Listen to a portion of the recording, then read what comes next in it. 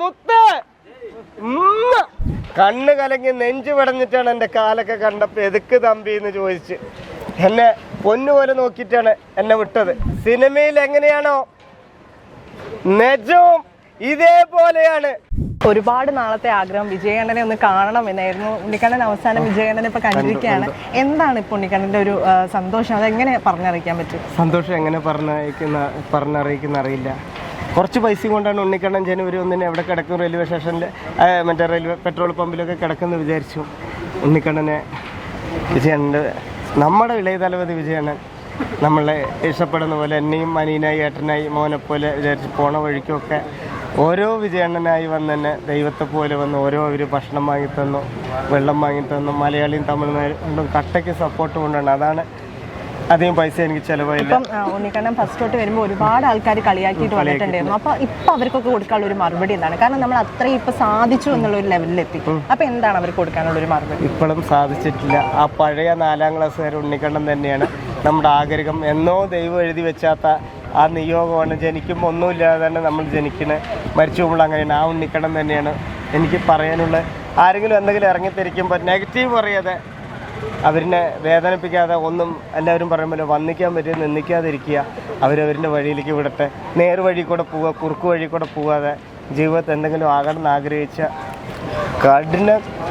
കഠിനമായിട്ട് അധ്വാനിക്കുക. ദൈവ റിസൾട്ട് നിലയിൽ നാളെ തരും. ഏതോ ഒരു കലക്ടർ സാറ്, അതായത് ആരും സാറന്മാരെ ക്ഷമിക്കണം, 1 പരീക്ഷ എഴുതി, 2 പരീക്ഷ എഴുതി, 3 എഴുതി, 4 എഴുതി, 5ാമത്തെ പ്രാവശ്യം സാറിനെ കിട്ടുന്നത്. ആ സാറ് അത് എഴുതാതെ 4ാമത്തെ പ്രാവശ്യം 1ാമത്തെ പ്രാവശ്യം 2 തോറ്റുപോയി പറഞ്ഞ് എഴുതാതെ ഇരുന്നെങ്കിൽ വല്ല ബാങ്കിലോ പോലീസോ എന്തെങ്കിലും ഒരു മേഖലയിൽ കിട്ടിയെന്നെ. ആ ആൾ അത് വരുന്ന ആഗ്രഹിച്ചത് കൊണ്ടാണ് ആൾ 5ാമത്തെ പ്രാവശ്യം എഴുതി ആ കലക്ടറായത്. അതുപോലെ എന്തെങ്കിലും ആകണമെന്ന് വിചാരിച്ചാൽ അത് നിങ്ങൾ അതിനു വേണ്ടി കഷ്ടപ്പെടുക. നേർ വഴി കൂടെ പോവുക, കുറുക്ക് വഴി കൂടെ പോവാതെ എന്തെങ്കിലും ആകണമെങ്കിൽ മുതലെടുക്കാൻ കുറേ ആൾക്കാർ വരും. അത് നല്ല മൈൻഡ് വേണം. അങ്ങനെ മുതലെടുക്കാനൊക്കെ ആരെങ്കിലും വന്നപ്പോൾ ഉണ്ണിക്കണ്ണൻ എങ്ങനെയായിരുന്നു അതൊക്കെ മാറി നിന്നത്? അതിൽ നിന്നൊക്കെ യേശു അള്ളാഹു ഇപ്പോൾ പറഞ്ഞ ഇവിടെ ഒരു തട്ട് തട്ട്, ഇവിടെ ഒരു തട്ട് തട്ട്, ഇവിടെ ഒരു തട്ട്.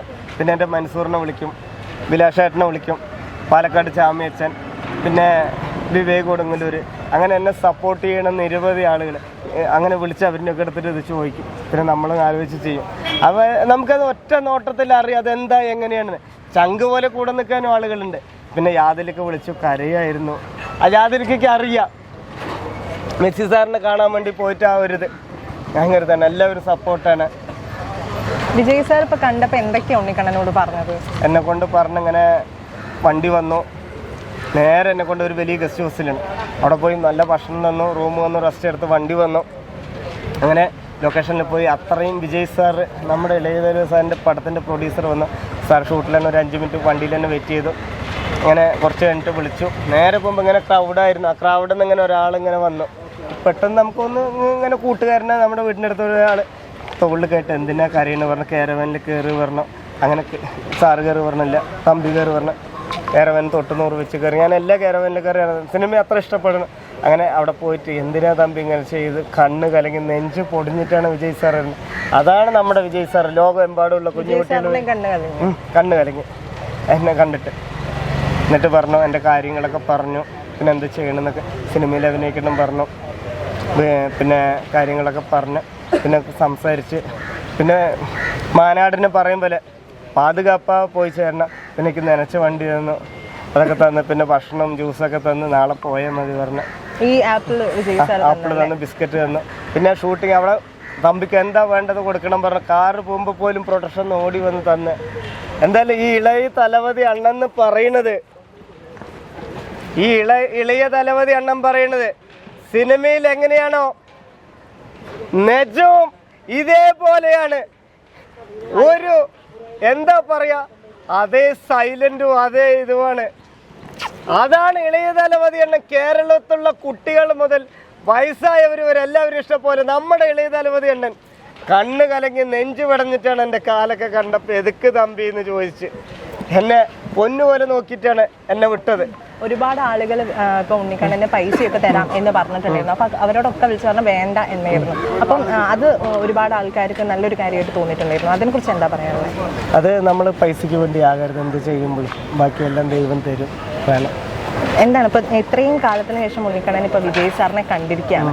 സോ സോ നമ്മൾ അവിടേക്ക് എത്തിയ ആ ഒരു അത്രയും ടൈമുണ്ട്. അപ്പം നമ്മൾ വിചാരിച്ച കാര്യം അത് നമ്മൾ എത്രമാത്രം അതിനായിട്ട് ശ്രമിക്കുന്നു അതൊടുവിൽ സാധിക്കും എന്നതാണ് അതിൻ്റെ ഒരു തെളിവ്. അതിനെക്കുറിച്ച് എന്താ ഉണ്ണിക്കണ്ണൻ പറയുന്നത്? ഈ ഇടയ്ക്ക് വീട്ടിൻ്റെ അവിടെ ഒരാൾ വിളിച്ചിട്ട് ഒരു പ്രമോഷൻ പറഞ്ഞിട്ട് വിളിച്ചിട്ട് എന്നെ നോക്കിയിട്ട് രക്ഷപ്പെടേണ്ട പറഞ്ഞു. വീട്ടിലിരുന്നിട്ട് വർക്കൗട്ട് ചെയ്ത് കഷ്ടപ്പെട്ട് നേർവഴി കൂടെ പോയിട്ട് കുറുക്ക് വഴി കൂടെ പോകാതെ നേർവഴി കൂടെ ചോർന്ന് ഒലിക്കണ പോലെ. അതാണ് ഞാൻ പറഞ്ഞത്, അത് ചോർന്ന് ഒലിക്കണ പോലെ പേര് ചുമരും ചേരും എനിക്കൊന്നും വാങ്ങണ്ട പറഞ്ഞ് അവിടെ നിന്ന് എണിച്ച് നടക്കണം, വർക്ക് ചെയ്യണം, പണിയെടുക്കണം, അപ്പോഴേ നമുക്ക് റിസൾട്ട് കിട്ടുള്ളൂ. അത് ടോവിനോ ചേട്ടാൻ പറഞ്ഞ പോലെ 1 മാസമാകും, 5 കൊല്ലമാകും, 10 കൊല്ലമാകും, 20 കൊല്ലമോ. KCB ചിക്ക 66-ാമത്തെ 67-ാമത്തെ വയസ്സിലല്ലേ. അതാണ്. പിന്നെ നമ്മുടെ ബേസിലേട്ടൻ പറഞ്ഞിട്ടുണ്ട്, എനിക്ക് ഇംഗ്ലീഷ് ഒന്നും അറിയില്ല, എഫോർട്ട് ഇംഗ്ലീഷുകാർ പറയും. ഇപ്പോൾ ഒരു സാധനം ഇങ്ങനെ വെച്ചിട്ട് ഇങ്ങനെ അവിടെ പോയി എടുക്കുമ്പോൾ കുറച്ചും കൂടെ നീക്കി വെക്കും, പിന്നെ അവിടെ നിന്ന് പോകും. അത് നീക്കി വെക്കും. ദൈവം ഒറ്റയടിക്ക് തന്നു കഴിഞ്ഞാൽ അതിനൊരു ഇതില്ല.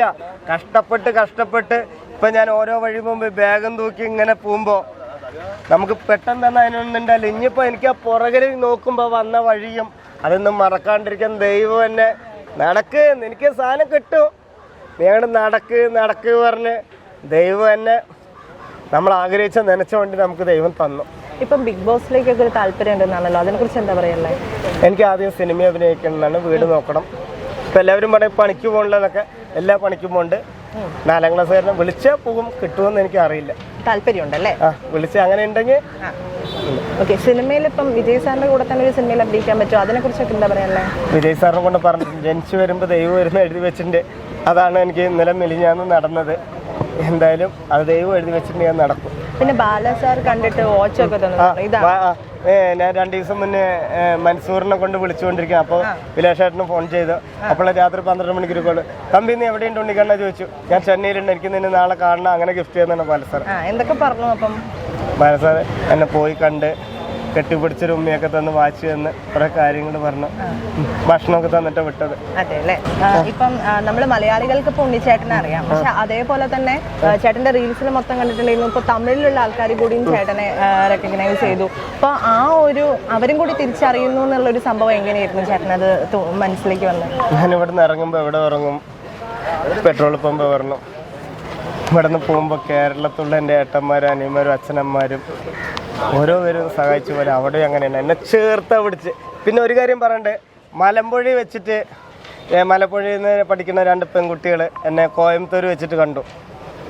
ഞാൻ നടന്നൊരു ബ്രിഡ്ജിൻ്റെ എവിടെ ഇരിക്കും പറഞ്ഞ് ഇങ്ങനെ സങ്കടപ്പെട്ടിരിക്കുമ്പോൾ 2 പെൺകുട്ടികൾ ഓടി വന്നിട്ട് എൻ്റെ അടുത്ത് പറഞ്ഞു, ഫോട്ടോ കൊടുത്ത്, ഉണ്ണിച്ചേട്ടാ തോറ്റു പോകരുത്, ജയിച്ചു വരണം. പോണ വഴിയിൽ എല്ലാ ഡ്രൈവർമാരും എല്ലാവരും പറഞ്ഞ പോലെ അതൊക്കെയാണ് നമ്മുടെ മോട്ടിവേഷൻ. ഓക്കെ. അപ്പം എന്തായാലും ഉണ്ണിച്ചേട്ടൻ ഇപ്പം തോറ്റു പോയിട്ടില്ല, ഉണ്ണിച്ചേട്ടൻ ജയിച്ചിരിക്കുകയാണ്. അങ്ങനെ വിജയ് സാറിനെ കണ്ടിരിക്കുകയാണ്. ഇനിയും ഉണ്ണിച്ചേട്ടൻ ഒരുപാട് ലക്ഷ്യങ്ങൾ മുന്നിലേക്കുണ്ട്. സിനിമയിലേക്ക് അഭിനയിക്കണം. ഇപ്പോഴും നമ്മൾ ഒരിക്കലും നമ്മളെ ജയിച്ചു എന്ന് പറഞ്ഞ് നമ്മൾ ഇതാകാൻ പാടില്ല. വന്ന വഴി നമ്മൾ ആലോചിക്കണം. ഇപ്പോഴോ പഴയ ഉണ്ണിക്കണ്ണൻ തന്നെ ഒരിക്കലും നമ്മൾ ജയം എന്നല്ല പറയുക. ഇതൊക്കെ തന്നത് ഈ ഹൃദയം ബലൂണ് പൊട്ടുമ്പോൾ എപ്പോൾ വേണമെങ്കിലും പൊട്ടാം. ഇതൊക്കെ അവിടം തന്നാണ്. ഇപ്പോൾ നമ്മൾ എന്തുണ്ടെങ്കിലും കോടികളുണ്ടെങ്കിൽ മരിച്ചു പോകുമ്പോൾ ഒന്നും കൊണ്ടുപോകണില്ല. അപ്പോൾ വന്ന വഴിയോ യൂസഫ് സാറ് പറയുന്ന പോലെ, യൂസഫ് അലി സാറ് പറയുന്ന പോലെ നമ്മൾ എന്തുണ്ടെങ്കിൽ നമ്മൾ അകംഭാവം ഒന്നും നമ്മളെ വന്ന വഴി നോക്കി പുറകിൽ നോക്കി നടക്കണം. ഇന്നും പഴയ ഉണ്ണിക്കണ്ണൻ തന്നെയാണ്, ഒരിക്കലും ജയിക്കുകയല്ല. ആ ഉണ്ണിക്കണ്ണൻ തന്നെയാണ് തോറ്റെന്നെ നിൽക്കണം. ഒരിക്കലും ജയിച്ചു എന്ന് നമ്മുടെ മനസ്സിൽ നമുക്ക് എല്ലാവരും പറയുന്ന പോലെ ആ വന്ന വഴി മാത്രം നമ്മൾ പുറകെ നോക്കി പോകണം, മുന്നിൽ നോക്കുക. അതാണ് നമ്മുടെ ലൈഫ്.